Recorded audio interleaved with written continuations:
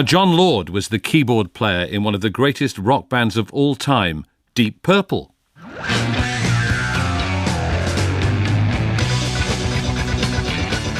The band sold millions of albums, packed out stadiums, and were in the Guinness Book of Records as the loudest group in the world.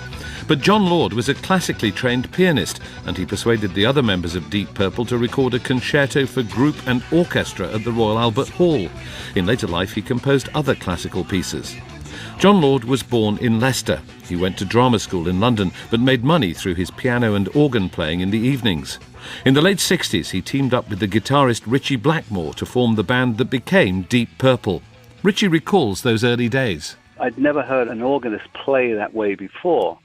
You know, he had a lot of flash to his playing, which I enjoyed. And, of course, he was such an amiable person, too. There was no ego there. So we got together and we went up to an old house in Hertfordshire, I think it was, called Deeves Hall, and we started practicing. And Jon and I would stay up very late at night in this supposedly haunted house. We were both petrified to go to bed, and we would be making this music.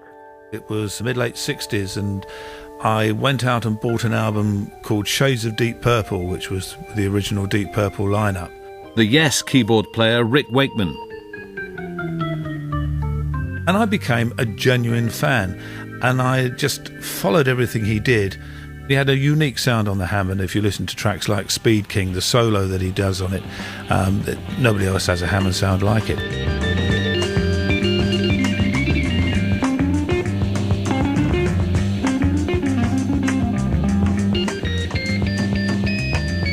It was one of the first questions I asked him. I said, how do you get that really ludicrous, fuzz, distorted organ sound when you're doing your solos? And he said, well, it's a series of boxes. He said it's a series of pedal boxes that guitarists usually use.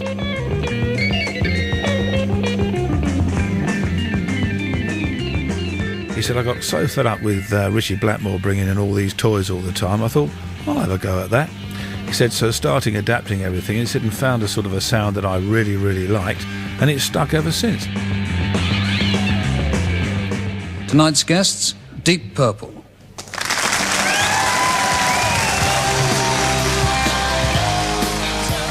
Jon, his organ solo always went down better than anything else that was played during the evening of our concerts, which used to kind of bother me a little bit. I used to think, well, wait a minute, I can't seem to contend with that. Although my solos were just off-the-wall stuff, he would put together a solo that would last sometimes 15 minutes, and it would always go down a storm.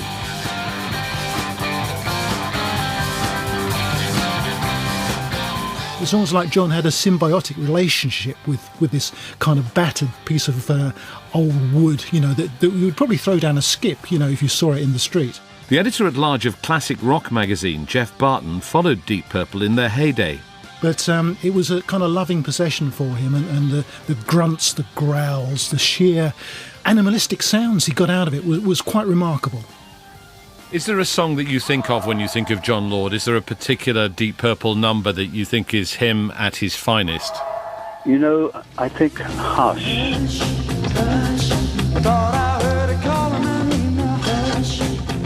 His organ solo in that is just unbelievable. Just the way he builds and his execution of the notes.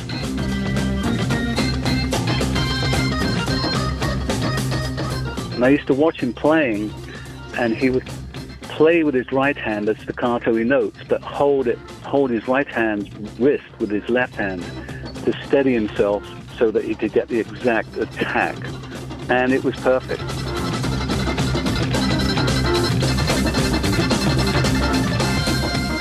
What was his stage presence like? Jon had a very studious stage presence. It's wrong to say he was aloof, but he had a certain professorial air, shall we say, that kind of set him apart from the pack. But he had the hair and the beard and everything, didn't he? He certainly did. The costumes? And he had a huge moustache as well. So he did look the part. It sounds incredibly lame to toss out this pun, but, you know, he was really rock royalty.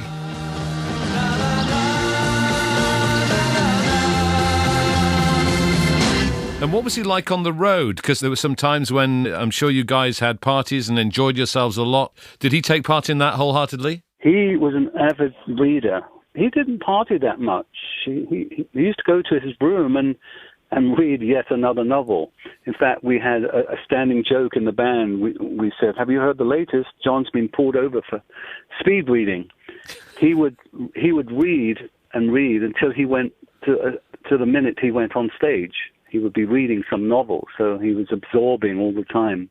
And he was a classically trained pianist, wasn't he? And the classical influences kept coming through. He could write for the whole orchestra, which was unbelievable. So that situation came up with a concerto for the group and orchestra. And we did that, which was fantastic. We had very similar upbringings with our classical training, our love of rock music, our love of all kinds of music. And John, of course, was incredibly unique because I still think he's the only person I know who's topped the rock and popular music charts and also been top of the classical charts with his own work.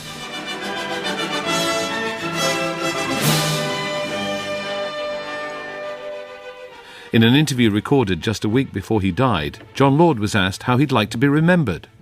I will, of course, always be known as the keyboard player of Deep Purple, and for that I'm inordinately proud. I'm also more than inordinately proud of the fact that I've grasped a difficult nettle with a relative amount of success and been now just gradually beginning to accepted as a composer who has a small but I think interesting body of work to his name and intends to add to it, given the grace of God. So, in a way, if I could kind of hedge my bets and say that I'd like to be remembered as 50-50, then that would be cool by me. Last Wednesday, John and I met down at the old folks' home, and we... I believe that you were involved in his last ever performance on stage. We wrote a piece of music, especially for tonight, didn't we, mate? We did indeed. Yeah. The whole idea was that Rick and I... So we rehearsed and wrote this piece of music. We found it so easy to write together. And we put this piece together with a band, and we played it at the Sunflower Jam, along with a bit of banter that went before it, which was great fun.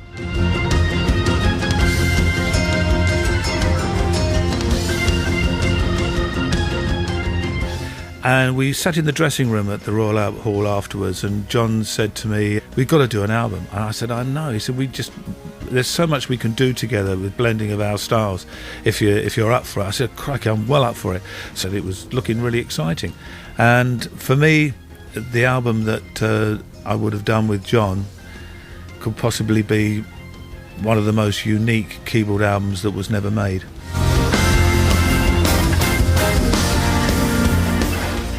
Rick Wakeman playing with Jon Lord, who's died aged 71.